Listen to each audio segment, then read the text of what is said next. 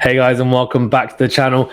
ATP Tour Finals 2022 groups have been confirmed. We're going to get into it. I'm going to go over the two groups that have been confirmed, the players in it, and then also give you guys my thoughts on what I think might transpire. Hopefully, I'll be doing a draw preview and prediction video where I'll go through and pick each player. Last time, the app that I used for predictions didn't want to release one for the WTA finals. Hopefully they've managed to sort out that mistake and they'll do it for this. If not, then I'll just have to put together my own one and then we'll go through it. But thank you so much for tuning in. Remember to hit that like button and do subscribe if you are new. And let's get into it. So red group: Tsitsipas, Medvedev, Rublev, and Djokovic.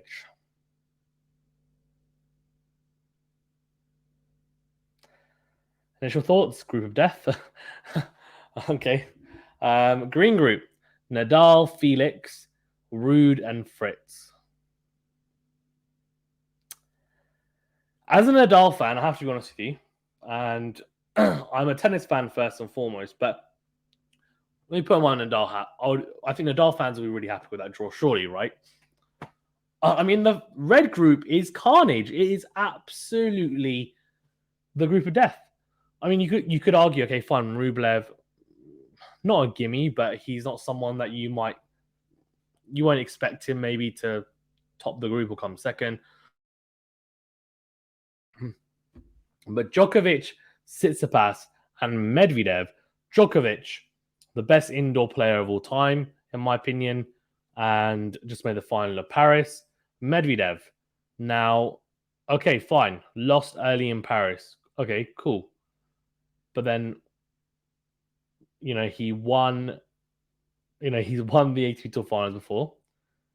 He's been to the final of the ATP Tour Finals last year and lost to Zverev. He got to the final of Paris last year and lost to Djokovic. He's arguably the second best indoor player in the world right now. You might say, although someone like Felix might have, might say, you know what, I think that's quite true because I'm in some great form. But let's say Medvedev is there, right? He almost beat Djokovic and Nursultan, got injured, fine. I mean, that is a tough. I mean, those are the two toughest players to face out of all 8 players on this surface, indoor hard. Then you got Tsitsipas. Now, Stefanos Tsitsipas has been playing some really good tennis lately, especially indoors. He pushed Djokovic in the semifinals of Paris, took him to a final set tiebreaker.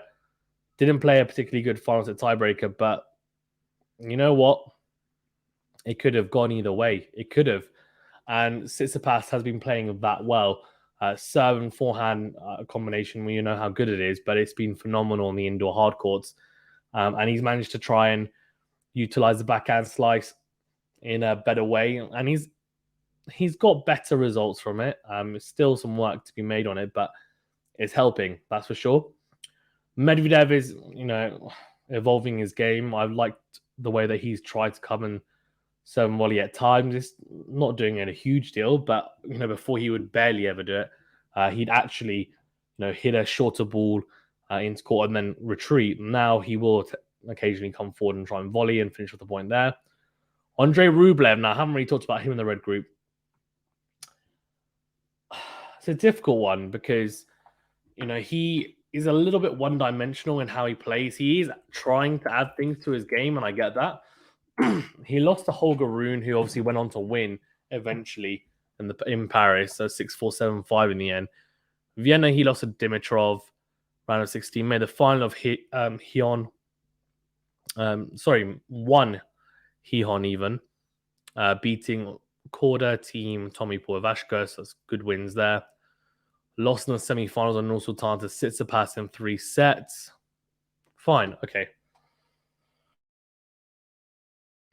So some good results there. Some good results, but we have to remember this is the best 8 players playing against each other currently. His group is horrific. He's got a losing head-to-head, I think, against every single one of those players, if I'm not mistaken. Against Djokovic, he definitely does. Medvedev, he definitely does. I'm pretty sure he's got one against Tsitsipas as well. So this is going to be very, very tough. Like, extremely tough for Andrei Rublev. I'm hoping that he will be fine and like he'll be able to at least be competitive. But I genuinely think it's between Tsitsipas, Medvedev, and Djokovic. I do. The green group. Now, Nadal will be looking at this and thinking, my group could have only got easier if he had a Rublev, Ruud, and Fritz. Honestly, genuinely. Three of the players that he would have really not liked to have seen in his group, Tsitsipas, Medvedev, and Djokovic, aren't there. Felix, though, is the big danger in this group. And he's the most informed player of the group as well. And apart from maybe Djokovic, he is the most informed player. He won 3 back-to-back indoor titles recently until losing to Holger Rune in the semi-finals of Paris. But I have to say there was probably a bit of fatigue coming into play there as well. In saying that, Holger Rune has been playing some really good tennis, of course, beat Djokovic. So that's not to say that's the reason why he won Holger Rune, but I think we've got to factor that in. He's a phenomenal indoor player. He loves the hard courts. He loves the pace that the courts give him. His serving is being pinpoint, and I just think he enjoys the still conditions. He can trust the bounce. He can trust the conditions. He can trust his game, and he has such a well-rounded game, and he's able to transition from defense to attack pretty seamlessly. He's adding to his game all the time, coming to the net, finishing off points, and we've seen his improvements not just on hard court, but we saw at Roland Garros this year against Nadal as well. Pushed him all the way in the round of in the last 16 match in Paris at Roland Garros. Really, some will say should have won that. He's made huge improvements this year, and I think he's the favorite to top the group. Honestly, in the green group, Casper Ruud indoors is a interesting proposition, and I guess he showed at the U.S. Open that he can play on hard courts and play effectively. He's made the final in Miami and the U.S. Open this year. The only difference here is that the indoor hard courts do play slightly differently. Of course, they're going to be slightly lower bounce, quicker as well than the ordinary hard court. He lost to Musetti in Paris in the round of 16, and in the Swiss indoors lost in the first round to Wawrinka. Also in the first round to Manar in Japan. And in Korea, he lost in 3 to Nishioka. So I'm going to be honest. I don't have massive high hopes for him because I know the Laver Cup he looked okay against Sok, for example. But Sok, again, is not a top 8 player. But those are very slow indoor hard courts. This is not going to be slow from my knowledge. It's going to be a quicker, low bouncing, skiddy hard court. So I think it's going to be tough for him. He's going to have to really rely on his forehand, make a lot of forehands, and hope that he can really hurt people with the 1+ play, with the serve, and make sure that he is hitting his spots on the serve, really. Returning wise, he'll try and make as many balls as possible, get himself into the rallies, but it's going to be tough because he just doesn't really have the weapons that, say, a Felix has or a Nadal has, or, I mean, Djokovic now has all these different types of tools he's able to utilize as well. Tsitsipas and then Medvedev, of course, is just a ball machine, and he also has the huge serve as well. So I think it's going to be tough for him, but in saying that, he's shown this year that he is a top player. He will try and apply himself, and who knows, maybe he'll be able to upset someone. Maybe he beats Nadal. Who knows? Taylor Fritz. Now, he should enjoy these conditions with his serve. He can serve up to 140 miles an hour. If he hits his spots, this will be, I mean, he could end up looking like a serve bot in these conditions. He lost to Gilles Simon in a very tight 3-setter in Paris. Vienna lost to Shapovalov. Japan, he won. He beat Tiafoe in the final. So that was after being Shapovalov. Got a walkover against Kyrgios, who would have been great in this tournament. But anyway, I think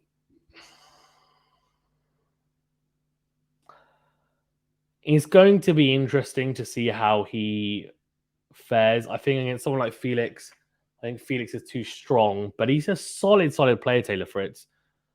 These quicker hard courts, his backhand is normally very solid. But with the lower bounce, I'm wondering whether he's going to have to slice more. He's a big guy in terms of height wise.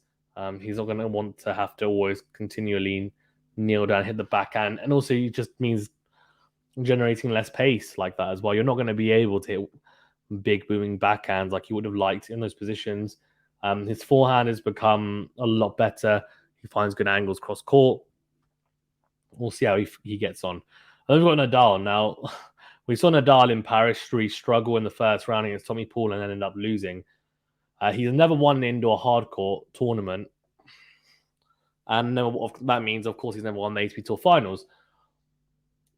If he were to win the tournament, he becomes world number one.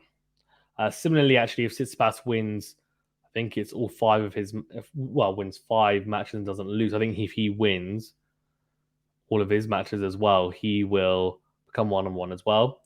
If Nadal's runner-up, I think he becomes world number one as well. So, look, I think all of those scenarios are probably highly unlikely. But for Nadal, it's going to be tough. I'm just going to be honest, it's going to be tough. I think he's going to have to just try and play more aggressively than he normally would.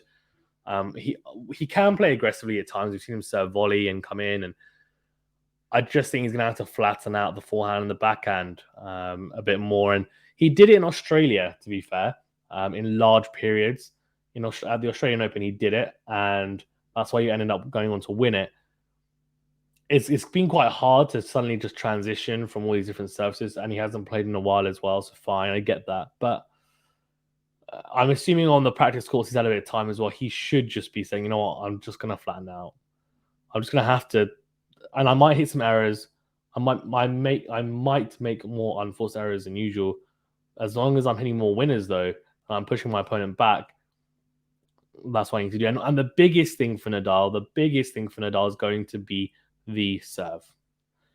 If he serves well, he has a good chance in all the matches. If he serves badly, it's going to be a massive struggle on this surface, because your serve shouldn't be a liability on a fast indoor hard court. You should be hitting aces. You should be hitting a high number of first serve percentage points won as well. And then his return was interesting as Tommy Paul. He was stepping up more. He obviously ended up losing the match in the end, but he lost, to be fair. The second set was a tiebreaker. If he'd won that, he would have won the match. So, and up until that point, he was returning almost to the baseline, and it was working, right? Up until that point. The big question is going to be, does he try and adopt that against a Felix or Ruud Fritz? Now, against a Felix, I don't think he can afford to. I think Felix serves too big. I think he'll have to go back. Same with Fritz. Against Ruud, though, maybe he does. Maybe it's not a one tactic fits all type of approach. It's, you know what, I'm going to use this tactic for certain types of players that I know aren't huge servers, so that I can then step in and try and get on the front foot. So I don't have an issue with him taking it early. I think on the forehand, obviously, it's difficult because he has the wind up. Even on the return, it's quite difficult. I think he needs to give himself a lot of time on it, and it ends up being quite late on the returns at times. Yeah, I think he should be fine. He should be fine on that. So we'll see how he gets on. Yeah. So in terms of my early predictions, I would go with. I'll come back to the red group in a second. I think early predictions, I'm going to have Felix to top the group. Felix to top the group with Nadal second, but I can almost feel Fritz sneaking in, and I think the Fritz Nadal match might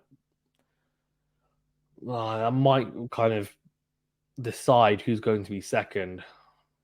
Genuinely, bar back Nadal. I think maybe there's a bit of scar tissue between Nadal and Fritz for Fritz, given they lost to him in the Wimbledon semi-final, and Nadal obviously had that injured shoulder or abdominal, even, so he wasn't even serving particularly quickly. Fritz still ended up losing somehow. So maybe he has that advantage to Nadal.